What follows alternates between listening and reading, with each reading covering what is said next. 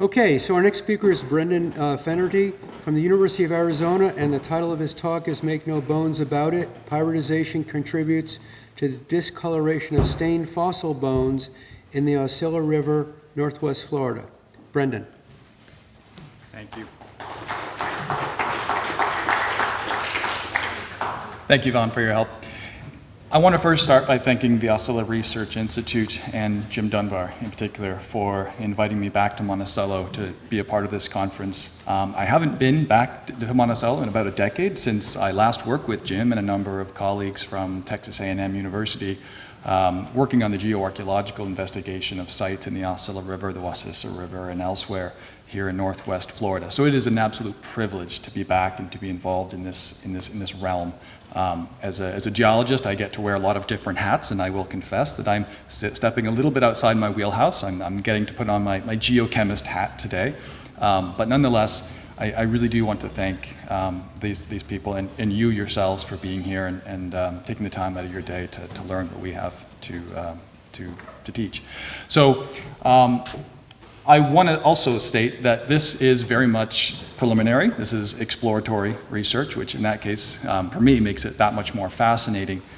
Jim pitched this project to me about 8-9 months ago, and after years of listening to stories and just inference about what do these stained, discolored bones of the Aucilla River mean, here I am today, finally getting to actually take a first stab at addressing this question. So I'm going to jump in with a movie, because what better way to start, as long as it starts, but it will give you an impression about the environment that these bones are coming from in the Aucilla River. So this is footage from excavations at the Page-Ladson site in the Aucilla River in 2012 and 2014. So I want you to notice, first of all, how dark it is. We are not night diving. We are not 300 meters. We're not deep. This is very much the natural state of the Aucilla most times in the summer. It is completely dark from tannins. These are organic compounds that have stained the water like tea or coffee or a good glass of wine, making it very difficult to see without lights. And you'll notice that we are excavating through intact successions of strata, and in those strata are bones like this. This is the remains of a mastodon about 14,000 years, and 14,000 years old, and you will note how well preserved, and if the color was as good as I'm seeing on the monitor, you would also see that it's not stained. In fact, it has a very bone-like color, like this mastodon remain coming up from the depths as well.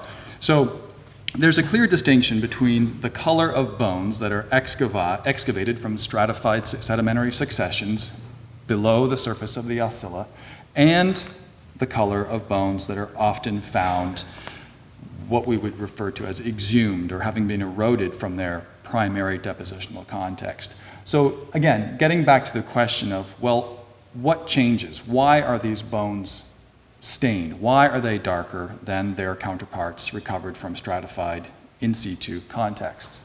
So that's the question that I'm attempting to answer. What causes this staining? So there are two general hypotheses about what causes the staining. The first is probably the most obvious, is, well, the water is dark from the tannins. Perhaps the tannins are also being absorbed by the bones, and that's, of course, imparting this darker discoloration. Another possible explanation for the source of this discoloration is the precipitation of a mineral, some kind of mineral coating of the surface. And fortunately, at the University of Arizona, I was privileged with access to some unique equipment that enables us to test this hypothesis to an extent. So, but before we jump into that, why does this matter? What does it matter if a bone is dark or if it looks, beige and light-colored, as we might expect a fresh bone to be, quote unquote? Well, the significance of this is, as I mentioned earlier, there's very limited research on this. The discoloration, the staining, has been noted since the early 80s and 70s and before then in published sources, but only recently, 2021, and we'll come to this paper in a moment, in 2021 a paper was published looking at bone stains and mineral precipitate coatings from a paleontological site down in Chile. So this is a very new field of research. This is only really quite new. So again, significant because it's not really been done before. Second of all, it will help us improve the understanding of the taphonomic trajectories of faunal assemblages subject to dynamic site formation processes. So what that jargon-laden sentence is getting to is that these sedimentary successions in the Aucilla River and other mid-river sinkholes throughout Florida are not just neat and tidy stacks of sediment. They are in some cases, but they're subject to dynamic site formation processes. When I mean dynamic, I'm referring to fluctuations in things like groundwater, precipitation, and these things can obviously affect the environment that is hosting these bones and subjecting them to different processes that can change the chemistry of the bone and of the deposits themselves. So an example I have here, this is a representation of a stratigraphic column from the Page-Ladson site. So you'll note that there are dark bands and light bands in that stratigraphic column, and those dark bands tend to correspond to intervals of subaerial exposure. That is, it's a terrestrial or near terrestrial-like environment. These deposits are oxidizing, they are turning black. The lighter colored, olive gray colored intervals, those are reducing conditions. So those are periods of time when this is a shallow wetland. And those are being interrupted by fluctuations in the amount of runoff that's coming into the basin. So again, periods that are raising the water level independent of what groundwater is doing. And just trying to impart that these sedimentary successions are not always wet. They fluctuate between wet and dry, reducing and oxidizing conditions. And we'll come back to this again. So the last reason that it's significant is that it informs understanding of the depositional environment and the stratigraphic integrity of the deposits. So if what we see is, if the apparent association of the stained bones with bones that have been removed from their stratigraphic context and the unstained bones from their stratigraphic context, finding, for instance, a stained bone in a stratified context might tell you that that bone perhaps may not be in its original depositional location. Perhaps it was exhumed or eroded from its primary depositional environment or depositional context and redeposited in a more recent deposit. So again, this is very important when you're evaluating the integrity of archaeological sites, especially very early archaeological sites like Page-Ladson. So it's another tool for us to use in evaluating the stratigraphic integrity of potentially early sites. So this is where we bring in the muscle of new technology, keeping with the theme of today's talks. At the University of Arizona, we have access to a scanning electron microscope with energy-dispersive X-ray spectroscopy, SEM-EDS, and I will not be saying that name again. We will just refer to it as SEM-EDS. So what this is essentially under a vacuum, it produces a focused beam of high-energy electrons that interacts with the surface of the material, and this interaction generates a signal, an elemental spectrum, if you will, and that elemental spectrum is characteristic of the material that's being blasted. It's quite literally an X-ray gun. It's very, very sci-fi. And there's a secondary electrons are primarily also used for the imaging and for the surface topography of the specimen as well. So we'll jump right to the results so you can see exactly what I'm referring to. So this is the images that are produced from the SEM-EDS. And the first measurements we always want to make are we want to make a measurement of the background. So we want to know what is the chemical composition, what is the elemental composition of the bone, the unmodified, unmineralized bone itself. So looking at the bone exterior, you'll see the target right here. So this little crosshair right here, that indicates the location where this beam, this first beam, is being focused and where we're actually generating that signal. So this is the location of the beam, and this is the spectra that results from that test. So what we see here in the spectra is we see an abundance of oxygen, carbon, and calcium, and as well as phosphorus. And of course, that's very typical of what we might expect for hydroxyapatite, which is the bulk of the non-mineral fraction of our bones, and certainly this bison specimen that we analyzed. I should mention that this specimen is from a bison, Bison antiquus, from, I believe, the Aucilla River.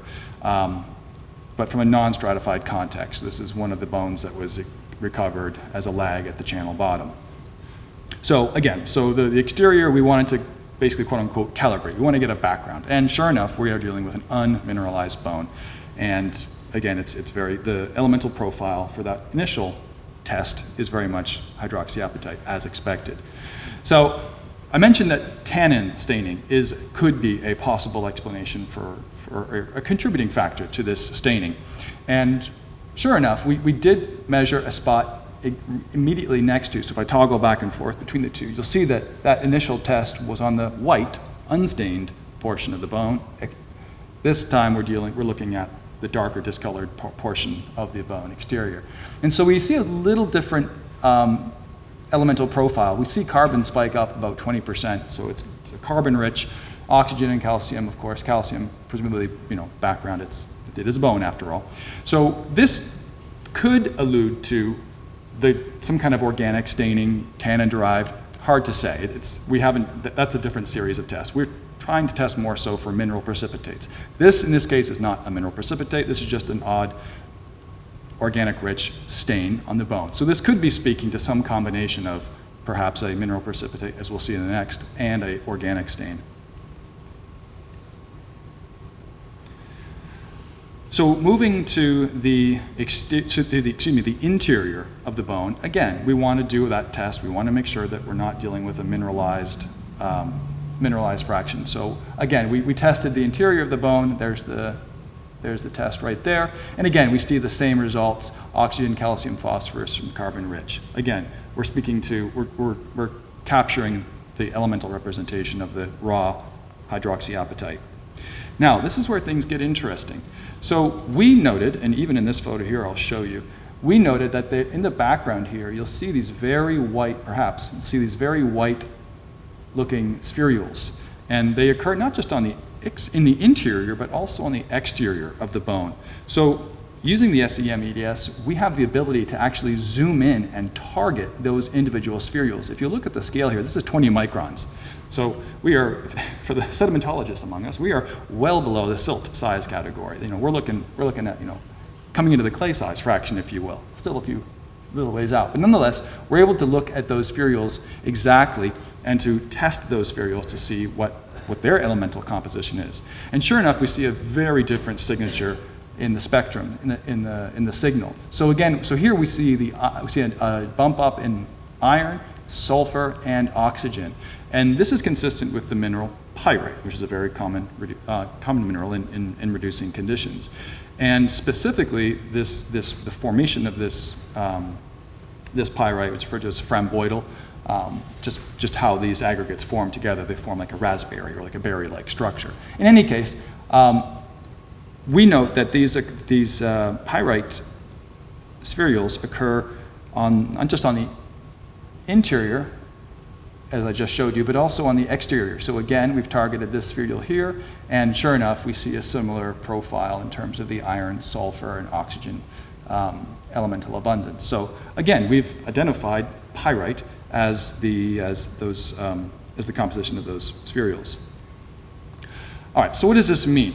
So pyrite can form rapidly within the porous structure of bone soon after burial, but there's very specific conditions that it needs to form. Specifically, there has to be the decay of organic matter, which we're dealing with a bone in a wetland, probably a wetland environment, so there's no shortage of organic material. And plus, we need to have microbes that can reduce sulfate and release hydrogen sulfide, which can react with iron, with basically disseminated iron, to form the mineral pyrite. So there's a number of different cases where pyrite can form in natural sedimentary successions. Again, it's not particularly rare. But in our case, this is probably the best explanation for how it's occurring in these bones. So this is not speaking to bones in particular. This is more has to do with like pore space between granules in a sedimentary in a deposit. But nonetheless, if we treat these circles here as pores or as void spaces in the bone structure, where you've got water with the sulfur and with microbes and disseminated iron, you can begin to precipitate out these framboidal pyrite nodules, and then progress towards these spherules. So what does this tell us about the environment of deposition? So again, well, first of all, pyrite, we can safely say that pyrite contributes to the stained appearance of some bones from the Aucilla River. Again, this is simply one specimen. This is a proof of concept test. We identified pyrite, so we can check that box that yes, pyrite does contribute to the staining. Now, as I mentioned, Fromboidal pyrite is a strong indicator that the bone was buried in an anoxic or oxygen-free saturated conditions. Interestingly enough, we did not identify any minerals that would indicate oxic conditions. There were no oxides that we identified, and we did some exploring and simply weren't able to find any. So we'll come back to that point in a moment.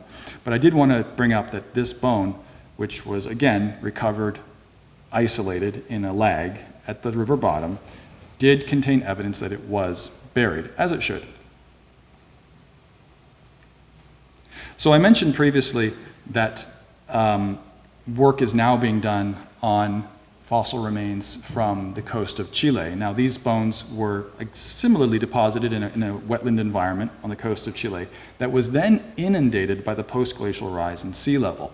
So these bones, I won't give away the whole plot of their paper, but these bones actually developed multiple different chemical, or I should say mineral precipitate coatings. Not just the pyrites indicate reducing conditions, but they also developed oxide coatings as well.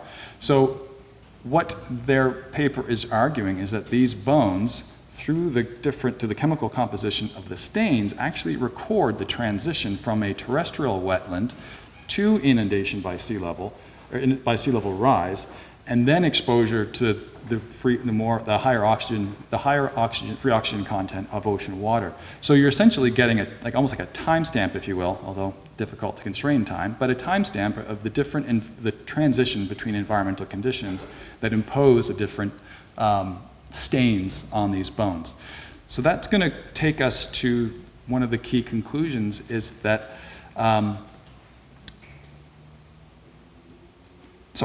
we'll save that for the future work, the next slide. But the conclusions are that, yeah, again, like I said, pyritization contributes to the stained appearance of the bone surfaces.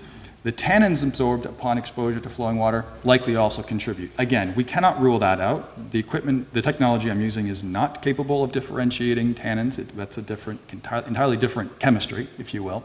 But we were able to show that, yes, pyritization, the formation of these pyrite rhomboids, does contribute to the staining of the bone surfaces. And we can acknowledge that the pyrite, again, is telling us about the reducing conditions in an anoxic submerged sedimentary context, so perhaps in a grading wetland. And that is consistent with what we see, of course, in these mid-river channel sinkholes, is that these sinkholes act as sediment traps for sediments being transported in, but also for sediments that are being precipitated in situ. A lot of these sediments are carbonate-rich muds, which are being precipitated in situ in large part.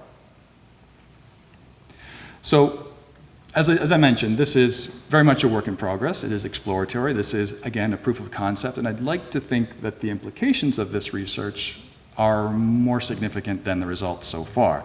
So, the future work that could really push this forward is, first of all, develop a reference collection of bone color variation with corresponding geochemical profiles or characterizations. So if we can begin to tease out which chemical profiles belong to which color of stain, that's going to help us understand the depositional environments as they change through time if we can get these specimens in a stratified sedimentary context.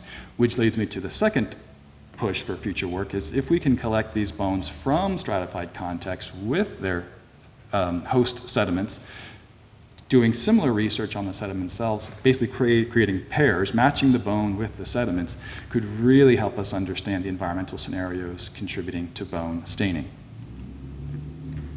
So I want to thank, again, the Aucilla Research Institute for, again, enabling this work. I want to thank Jim, again, for proposing the project. And I also want to thank the Arizona Lasercron Center for facilitating this work.